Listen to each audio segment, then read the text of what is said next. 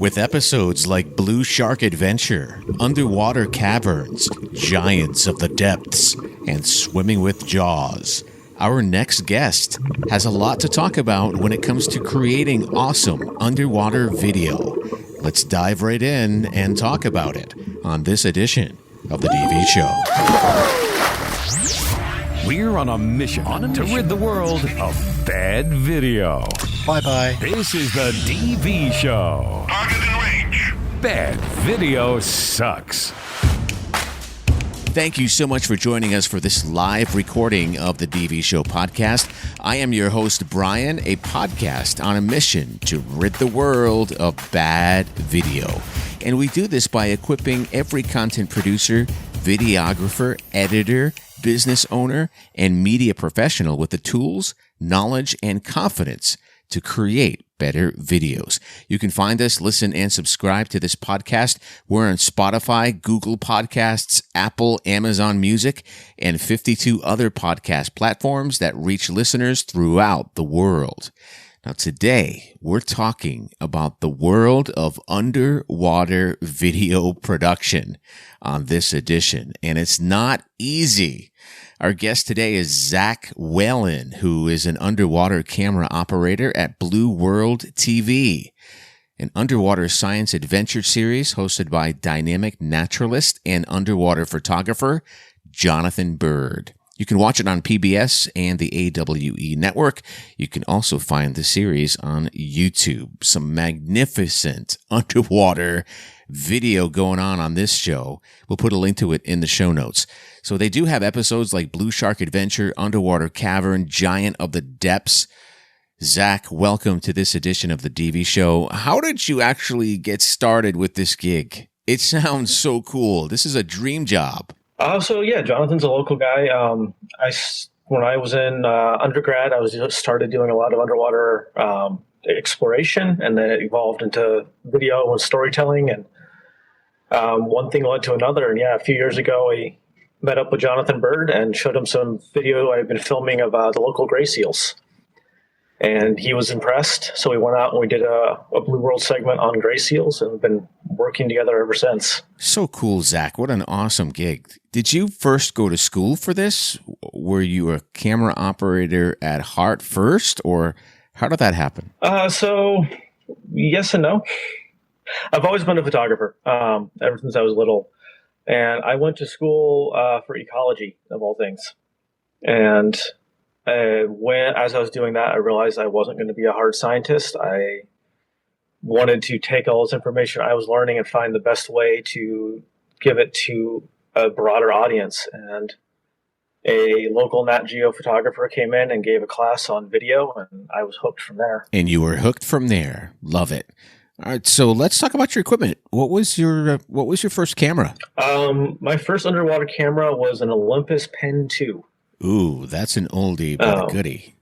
Yeah, 720p HD video. It was great. Did you buy this yourself, or how did you acquire this? I did. I actually, it was for my senior project in undergrad. I did a Kickstarter to get enough money to get a housing and the camera to go down. And the main project there was photographing a shipwreck, the Wallanet, which was a little steam ferry that went across one of the lakes in Bar Harbor. And it's now inside Acadia National Park. And we got all the permissions. We found the wreck. I dove the wreck and was the first person to take pictures of it underwater. But that was back when I had this idea that I could make a living as a still photographer. Still photography. How did that work out? Did you make any money doing that? Unfortunately, no. The world of still photography has unfortunately shrunk. I've gotten to work with still photographers. I was a photo assistant for Brian Scarry, one of his New England expeditions looking for great white sharks. I've worked with him. He's a great person, good friend, but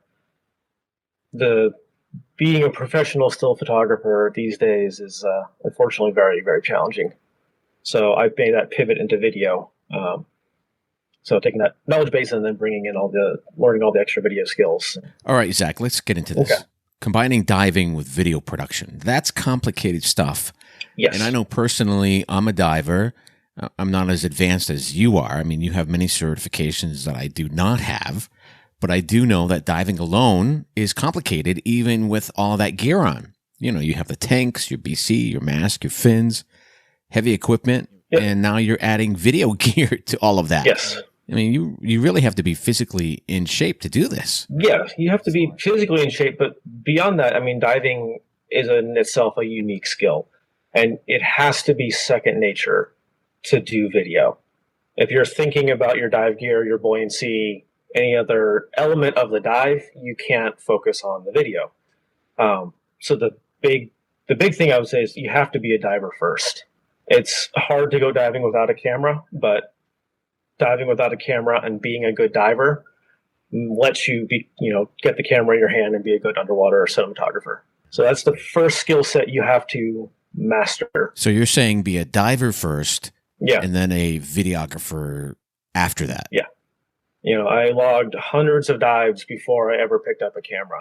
And having that skill set, and then also being a dive instructor, I'm in the water a lot working with students without a camera myself, but working on just those dive skills, and teaching them helps. Having to lay it out to a group of students, remind yourself of all the checklists you go through, all the buoyancy drills, to make sure that when you're 110 feet down and you have to film a shipwreck and you have 5 minutes to do it, you're not worried about your dive gear or anything else. You can just look at that and make sure your white balance is right, shutter speed, get the shot, and get back to the surface safely. I can't imagine that. It's so different shooting video under the water. You're basically saying be safe as a diver first. Shooting video is really the easy part. Yeah. I remember a while back when I was diving, a dive buddy kicked my mask off my face when I was 50 feet down. And in training, they teach you how to get the water out of your mask. But I had to go back up to the surface because I couldn't get my mask back on. I was totally distracted. Oh, yeah. I've had masks get knocked off on shoots. You've got wildlife. You're dealing with currents, everything else. I've had my assistant get a knee full of sea urchin spines trying to get a shot recently. And you have to be able to adapt to that, and we still got the shot. And then you have to worry about those friendly or deadly sea creatures, right? Well, most of them aren't deadly. I feel very comfortable with most animals. I've been in the water with a lot of big sharks. They're curious. You have to understand them and respect them. But a lot of the critters, most of the sharks are skittish. They want to stay far away from you. I'm more worried about, bumping into a sea urchin more than anything else. I've done cage diving with great white sharks. Sea urchins are that dangerous? You stay in the cage and you film from there, but... Yeah, Zach, you probably couldn't hear him, but we have a question from the audience about sea urchins. He's asking, are they really that dangerous? I mean, they're not deadly in any way. It's just really unpleasant. They're underwater bees, essentially. You're going to have these spines sticking out. You have to break them off, and then you have these hard, itchy lumps under your skin that kind of have to let your body break them down. So it doesn't ruin it. We definitely get, you can keep doing your shoot, but it's not fun either. Some stingrays, if they hit the right spot, like clownfish, damselfish, they'll bite you. If you get too close to their nest, they'll come off after you. But underwater video production is not easy. I mean, we watch the footage on television or online and take what goes into those productions for granted. So, Zach, what other things should we be thinking about when shooting video under the water, and how it's totally different than shooting video on land? So the big thing you have to remember is water is not air. So when we're shooting in air, we have this luxury of light. Air does not restrict light, so we can really work with light and color. When we're underwater, we're dealing with the big things are absorption and refraction. So the first thing we always have to worry about is color. 8 feet of water absorbs all your red light. Water itself is not colored, it's clear. The only reason water looks blue is because the blue channel of light is the only channel that comes back to us because it absorbs everything. In New England, we have green water because of the algae level. So we're not actually seeing all the way down. We're seeing the green algae reflected on the surface and in the water column as well. So how do you deal with subjects when you try to light them underneath the water? What do you need to consider? You have to bring a lot of light, and you have to get close. So that also brings in refraction. If you fill a glass of water and you put a pencil in it, the pencil looks bigger because the water is magnifying, the light is bending through the water differently. So you have to get very close to everything. We are almost exclusively using fisheye wide-angle lenses or macro lenses. That's the underwater toolkit, because you have to get close enough to get your subject lit, and then you have to start adding in all the wide-angle shots to make sure that you can see the whole subject. So I have never filmed, other than macro subjects, I never filmed with a lens, I think, wider than 14 millimeters.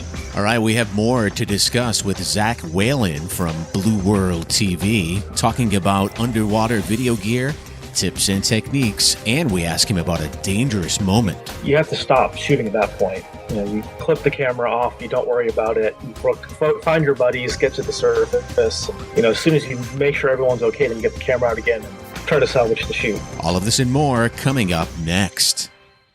Opening the download vault now. All right, this is the Download Vault, where we give you links to free software, cool tools, amazing discounts, and it's all exclusive to you, the DV Show listener. Every product, service, or software we mention is handpicked and guaranteed to make your product video production workflow easier and faster. Now, these links and deals are only for you, but you have to sign up to get your key, and it's free on thedvshow.com to get the goods. We have for all of you a coupon code for $300 off your next purchase at B&H Photo, exclusive to you, the Clubhouse listeners who are in here right now. And of course, for everyone listening to the recording as a podcast. We have tons of deals and promotions. And of course, B&H is your source for the latest equipment and accessories in photography, video, pro audio, underwater video gear. And we also have a special link that we'll put in the show notes of this podcast with some of the best deals at B&H's website, making it easy for you to get these great prices without having to search for coupons, coupon codes, promotion codes, discounts, and sales. And again, we'll put this special link up in the show notes of this podcast. And when we done editing it and recording it, it'll be right up there on our website at thedvshow.com. All right. We have one more thing for you, a piece of software for free for everyone. It's called UW Edit. And we were talking with Zach earlier about the importance of light underneath the water. And this software basically provides underwater color restoration, where you can drastically improve underwater photos and videos with very little effort. It's fast and easy to use. It's a tool for divers and photography enthusiasts. It gives you stunning results with just a few clicks. See for yourself just by downloading it. And with video, you can do color correction with various adjustments, and you can choose your output folder for images and videos separately. You also have an option for output file naming, including prefix and suffix, which is in the Pro version. And everyone gets a copy of this today in the Download Vault. Here's how to get it. Ready to make your video production workflow faster and easier? Get access to these time-saving products and services on the dvshow.com's website, where you will find special links, free downloads, and special discounts on all of the great tools we mention on this podcast. Go to our website to create your own free account to learn more. Go to thedvshow.com for more details. Stumped? Need advice or just looking for tips and techniques related to digital video? Visit thedvshow.com. So I walk into my favorite thrift store, and this friendly Jamaican guy recognizes me from the podcast and says, "Hey DV Podcast man, me have some videographic cameras for you." So I look down into his cart, and he has two Panasonic AG HMC 150s sitting there. Now, these things are like $900 online, and this thrift store has them in perfect condition in bags for $29.99. This camera was awesome back in the day and still is for that aspiring filmmaker or videographer who wants a professional camera to work with but doesn't have one. And that's why we're going to give this camera away for free. Pay it forward to that person who needs it, because the DV Show podcast is cool like that. We like helping aspiring video makers. All you have to do to get this camera is respond to this video and give us a convincing reason why we should give this to you. that one person who truly convinces us that they're going to use this camera to advance their career in video gets it for free. Click down below and respond fast. This is not going to be available for long.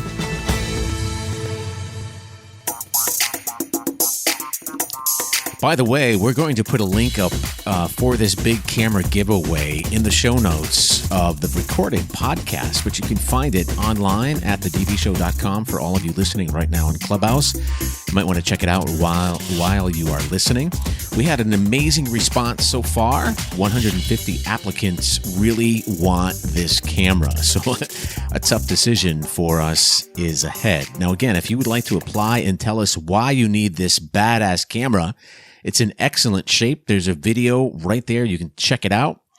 If you know someone who wants this camera, or if you want it yourself, the link again will be in the show notes of the recorded version of the podcast. All right, we are with our guest, Zach Whalen, who is an underwater camera operator at Blue World TV. And we're talking about underwater video production. Zach, thanks again so much for joining us for this live recording and being on the DV Show podcast. Now, I'm a diver myself, and I really don't go anywhere near the depths that you go into. I mean, you go into caves and dive wrecks. Is there special certification for this? Is it necessary for specialized training? Absolutely. Yeah, I've been diving for 20 years now. I started as a teenager. And you have to build up to it. We started doing, technical diving, wreck diving a few years ago. A friend of mine went down, and we spent, a couple weeks in Florida getting cave certified. And he said it's a whole nother can of worms, learning the different techniques, getting your buoyancy perfect, getting your extra tanks. And I've been doing at least one, if not more, trips down to Florida to dive the caves ever since. Zach, I have to say, being on Clubhouse, recording the DV Show podcast is different because I now have a live audience. And one of the advantages of having a live audience are listener questions. We bring them up on stage and they ask whatever they want related to the topic, which is underwater video tonight. So I'm going to bring Jonathan on stage to ask our very first question. Go ahead, Jonathan. It's all yours. Hey, thank you so much for your experience and sharing it all. So my first question was, I've got my open water certificate, and will be doing my advanced in the next 1 or 2 weeks. One of the 2 modules I can choose from, in the whole sort of program, I can choose two modules by myself. Which module do you think I should take, which would advance which would help for filming? I mean, I would definitely focus on boat diving for sure. Diving off a boat is always easier. Doing the boat diver class is great. Deep diver, again, getting yourself comfortable with depth. The other factor that is often people forget is it used to be called the Martini Law. It's not. The most common thing is nitrogen narcosis. The deeper you go, the more the nitrogen saturates your blood, and it gives an equivalent effect to drinking. You get a little loopy. So the more you spend time at depth, again, you can kind of start compensating for that effect. So because you're a little loopy at depth trying to film in white balance, usually is the first thing to go out the window. But again, the search and recovery can be fun. It's not as big to the filming aspect. It's a fun class. But the rescue diver is one I always recommend. It's going to advance your dive skills a lot because it's very skill oriented, and it's going to make you a safer diver. Great question. Great answer. Thank you very much. Now, Zach, before we get into another question, let's get into more of cave diving. I mean, this sounds really exciting. Cave diving in video production. I know for me, diving in and out of caves, I would lose my way. I mean, if I have a camera recording video, trying to be creative, I get distracted. I'm a little bit too focused. It doesn't sound easy going in and out of caves, like video production and diving combined. It's not easy. You really have to be comfortable in the cave, in the dive gear, and then getting all the lights in to really light a cave up. I mean, you're talking about bringing in drop lights to, set the stage, light the room of the cave, have divers swim through it, then pick up all the lights, move on to the next phase, set the room. It requires being an expert cave diver, an expert cinematographer, and very comfortable with the lighting. Are you cave diving by yourself, or is this something that you do like with a group of people? How does this happen? No, but you need a few people for cave diving. So when Jonathan got his cave cert, he needed a larger cave team. So we were already working together locally in New England, and he found out I was cave certified. So we started doing cave trips together. So we've gone down, I think, 3 times now on Florida. All right, Zach, let's get into some of your gear. What are you using right now as a camera? Is it still a GoPro? No, I'm typically using a Panasonic GH5. Okay. So it's our preferred camera. I use it when I work with Blue World. I've shot with it for Brave Wilderness, another great YouTube show. We love the GH5 because it lets us shoot at 4K at 60p without being super bulky. We have an AK red weapon that we use for IMAX films. And housing for it, but it's a production to get it in the water. So typically for YouTube or TV, we use the 4K GH5. And typically right now, I'm using a Panasonic 7 to 11 millimeter lens, fisheye, with a 8-inch acrylic port on the Nauticam housing. I like the acrylic port because we were dealing with manta rays and sea lions recently. And the acrylic port, when they come up to it and they bite it or bump into it, they scratch it. But the acrylic you can buff out on your own very easily. We also oftentimes use the kit 14 to 55 millimeter lens with a wet adapt wide angle port from Nauticam, which turns the lens into about a 7 to 11 millimeter lens. There's a big chunk of glass that sits on the outside of the port. So it's a wet adapt lens. You're actually using the water as an element of the lens. That way you can take it on and off if you need to. If you want to do a macro shot, you take the wide off. You can use the base lens as a macro, put the wide angle back on. But it's $1,000 piece of glass, so if it gets scratched, you got to buy a new one. Just get scratched, buy a new one. Just like that. So what are you using for lights? So I get all my lights from Big Blue Lights, bigbluedivelights.com. They're out of Florida. They're really small, reliable lights. We're using. I have 2 10,000 lumen lights on my rig, and we use 20 and 30,000 lumen canister lights as drop lights for staging on shipwrecks or in caves. So the video you shot on YouTube, you're pretty deep. The colors are just phenomenal. So it's really a combo of the lights, the lens, camera, everything. All of this has to come together. Everything. The GH5 is also really great at white balance. It has a really great range for white balancing. So it's a huge thing when you're underwater.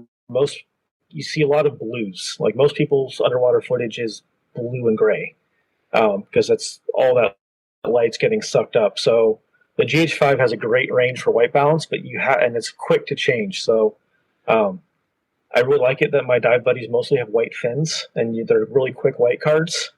Because every time you change depth, you got to change your white balance, or you're going to lose those colors. And then you got to get some light on it. And so there's still times where it's just, that's cool.